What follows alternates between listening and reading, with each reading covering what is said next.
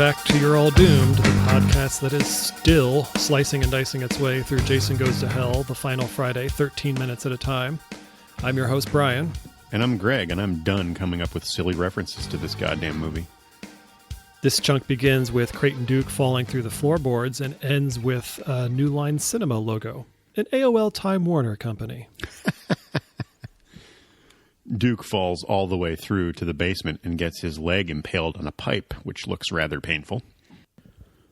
The car that has arrived turns out to be Sheriff Landis. Of course, they assume he's been possessed, but it's interesting that he actually talks, which none of the previous possession victims have done.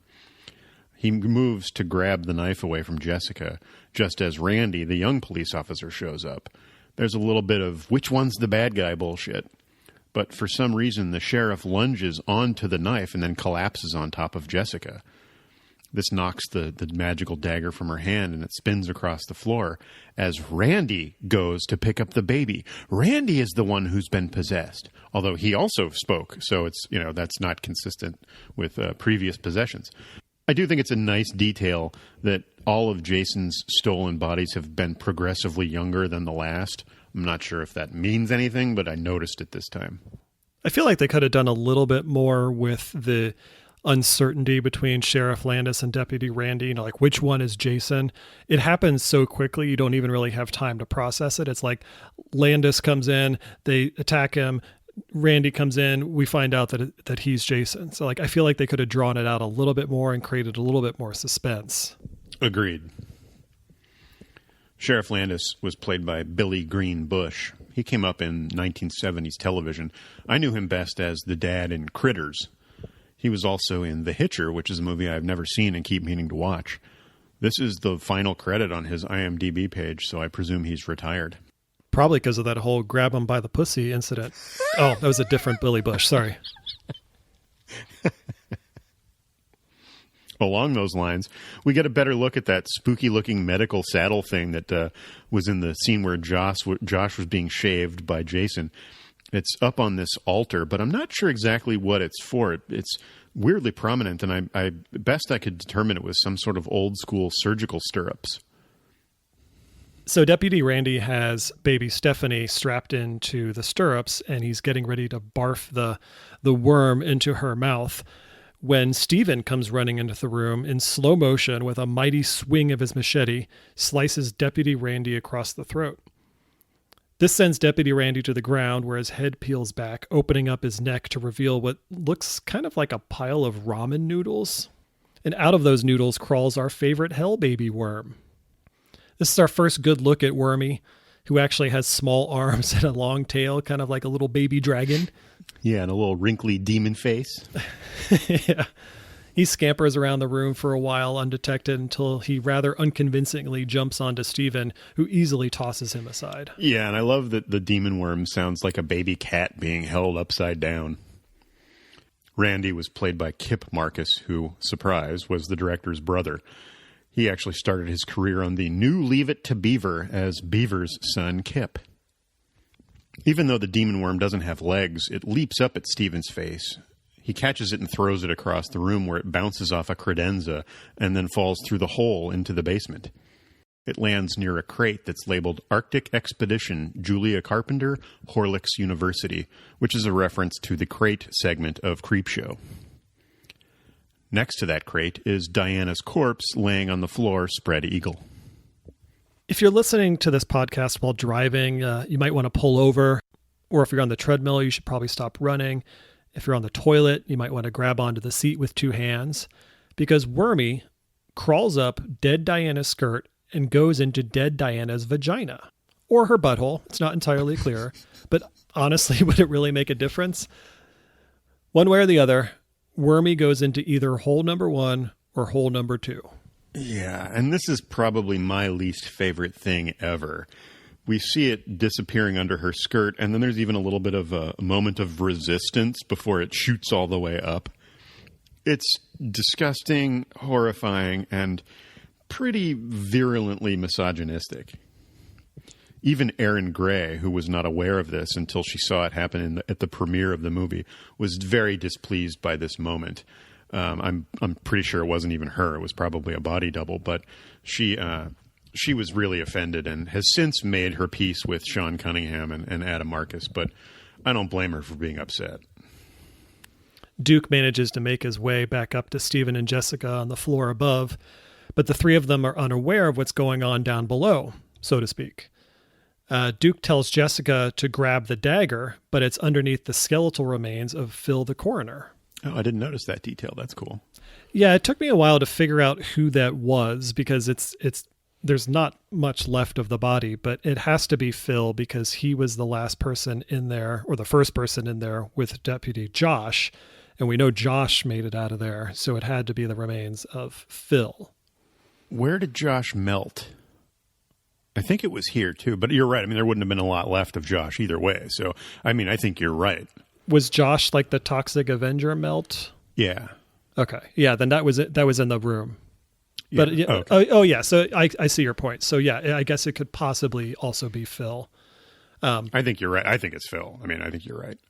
There probably wouldn't have been bones left when Josh melted. It probably would have liquefied everything. There's some weird roaring that begins emanating from the basement below as Stephen asks, does the Voorhees woman have to be alive? At which point, Jason Black Panthers up through the floorboards behind them. He's back in his true body, but it's still kind of the weird, pulpy-looking Jason from the beginning of this movie, complete with his hockey mask, which really makes no sense. I will say, though, that for the first time since the very beginning of this movie, it immediately felt like a Friday the 13th movie again. Like as soon as Jason showed up, it solves so many problems that I have with this movie. And the biggest one is, that there's very little Jason in it. But as soon as he showed up, I'm like, all right, cool. Jason's here again. And it was just like a little like comforting to see our old pal again. Yeah, you're right. I mean, it was definitely a moment that they intended to be a big payoff for the audience. I'm sure there was cheering, although I don't remember there being any cheering when we saw it. But you're right. It's a spooky old house. Jason is back. It's kind of darkly lit. It definitely feels like something we should have been seeing all along. We do need to dig into this whole reborn through a Voorhees thing. If the only way Jason can return to his true form as the hockey mask wearing badass that we know and love is for the worm to possess a Voorhees woman, then what the hell has been happening all these other times Jason was returned from the dead? Because apparently this mythology has existed since the beginning of Jason Voorhees. Because according to Duke, all the other Jasons we've seen over the years were just wearing a body that he had possessed, disposing of it when it was no longer useful to him. But all the times we've seen him in other movies, he's looked like Jason. Which is why that whole prophecy thing makes absolutely no sense and comes out of nowhere. Jason displayed preternatural levels of resilience and ability to heal from massive injuries. But his body was never destroyed before the way it was at the beginning of this movie. So he never had a reason to possess anyone else. He was in his original body the whole time. But isn't the argument that this is how he continues to return from the dead? Yeah, but it's, like he was never fully dead before this. I don't know. Well, at the bottom of the lake. Yeah, I mean, there's no answer to it. It's just... He was dormant, but... well, for years at the bottom of a lake. But his eye was open the whole time. Yeah, some people would call that dead, but dormant is another way of describing it. Jessica is making a desperate effort to reach the knife as Jason lunges, but Creighton Duke snaps some handcuffs on Jason, shackling him to the weird medical stirrups. Or he might be shackled to Duke, who is then shackled to the medical stirrups. Duke says, "Remember me?" No, why would Jason remember him? They've never met before. Nope, not even once. Why? If you're going to introduce something like that, then at least give us a little bit of backstory about how Duke would know Jason from before. Jason is making grunting sounds like he's praying to the porcelain god. He rips someone's hand free of the cuffs, presumably Duke's, and then grabs Duke in a massive bear hug and crushes him. Duke was played by Stephen Williams, who I've enjoyed in most things I've seen him in. He has an early credit in The Blues Brothers. He was in the ill-fated John Landis segment of Twilight Zone, the movie, played a tree trimmer in Better Off Dead, and most notably played the police captain in 21 Jump Street. He then went on to play Mr. X in The X-Files, and more recently showed up in It as Mike's uncle. He's also apparently currently on a show called Stumptown, which is based on a graphic novel by my favorite writer, Greg Rucka. And I also happened to watch Birds of Prey and the Fantabulous Emancipation of One Harley Quinn recently, and he showed up, and I'm like, yeah, Creighton Duke. So back to what you were saying about the, remember me, statement that Duke makes to Jason. According to the original script, as a teenager, Creighton was out on Crystal Lake with his girlfriend. Jason capsized their small boat and pulled the girl down into the lake. Creighton tried to save her, but couldn't, and she was never seen again. Then Creighton vowed revenge, and from that moment on, he spent the rest of his life in study and pursuit of Jason. So he became a bounty hunter just to fund his work in taking down his nemesis.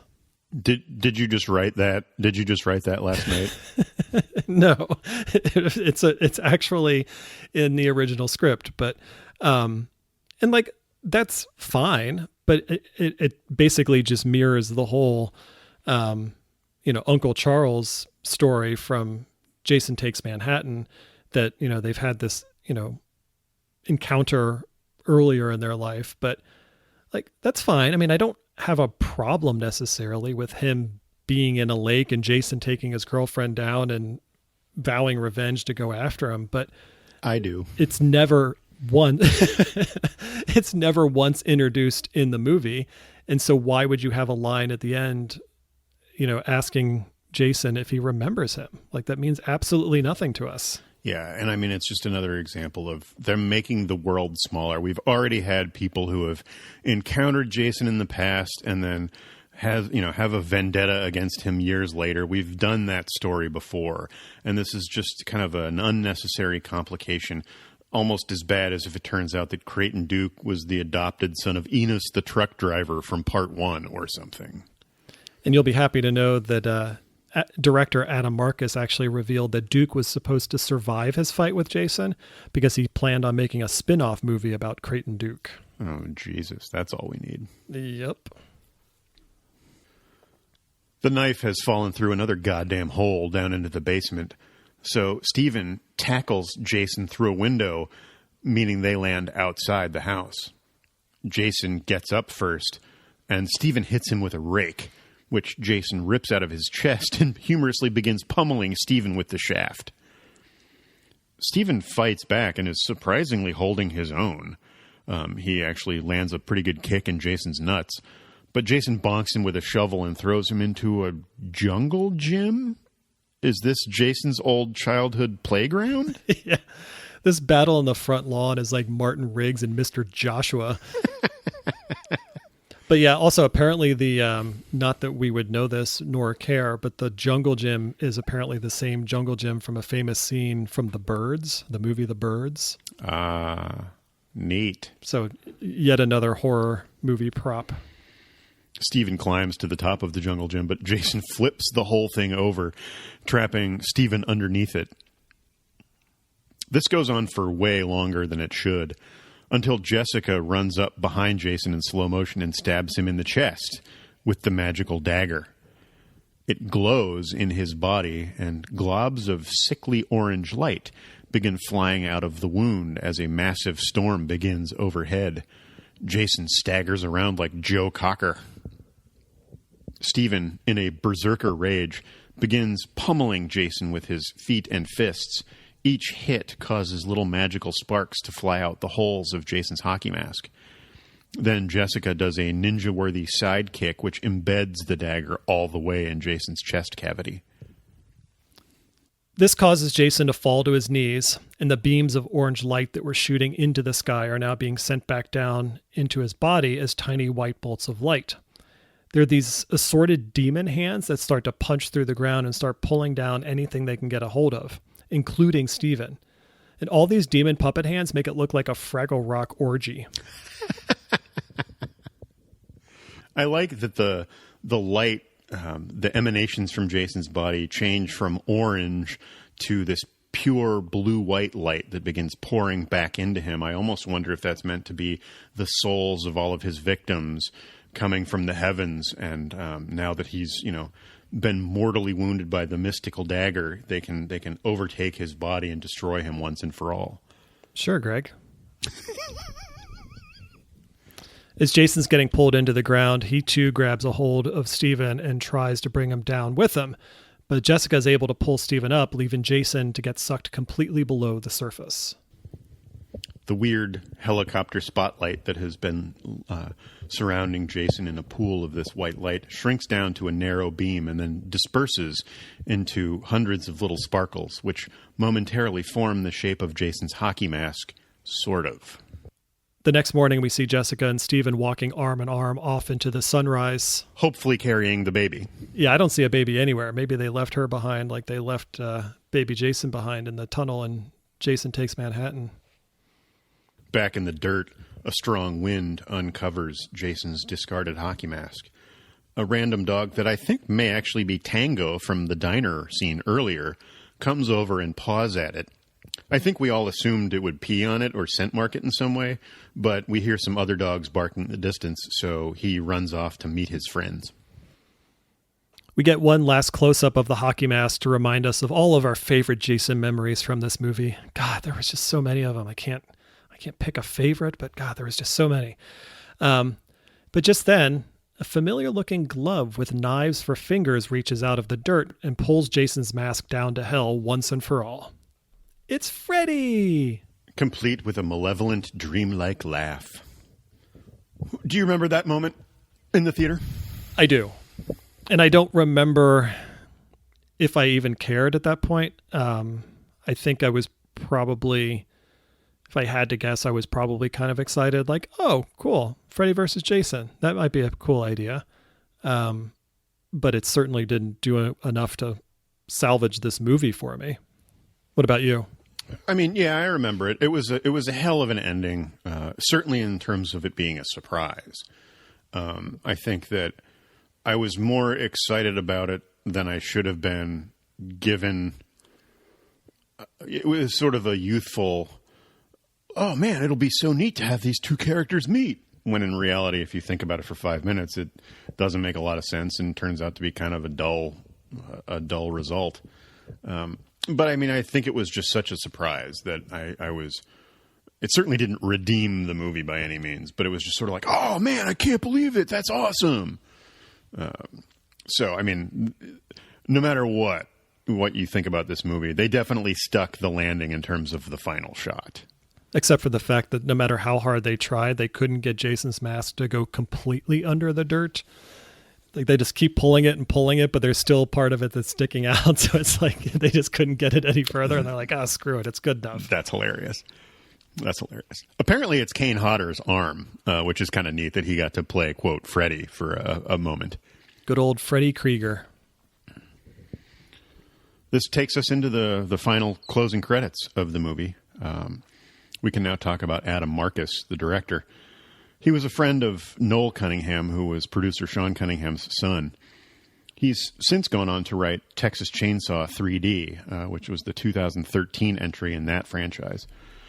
I mean, I'm obviously of mixed feelings about this movie and his direction of it. He was a very ambitious young man. He was quite young when this was made, and it was his first feature. So I absolutely admire the effort that he put into it and his evident enthusiasm. And he's done he's carved out a nice career for himself, and I have to give him credit for that. He's made a movie. I've never made a movie. I don't know how hard it is, but I really fucking hate this movie. So we'll get into larger discussions about why I think this was a bad idea. But I do have to give him credit for some of the things that I did enjoy and just for having done it at all. Yeah, I mean, like you said, we'll get into it more in the bonus episode. There's, mistakes were made, let's just say that, but it's hard to really point a finger at any one person. I mean, honestly, if anyone is to blame, I would actually point the finger at Sean Cunningham, because he's the one that's producing this thing, and he should have stepped in at some point and been like, maybe this isn't the right direction.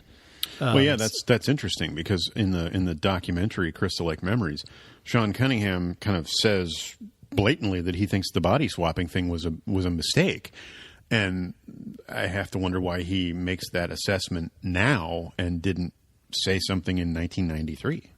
Yeah, I mean, I think Adam Marcus was like 23, 24 years old when he made this movie, and Sean Cunningham is the seasoned pro. So I feel like that's why Cunningham should have probably stepped in and been like, hey, I know what you guys are thinking here, but let's maybe try something a little bit different.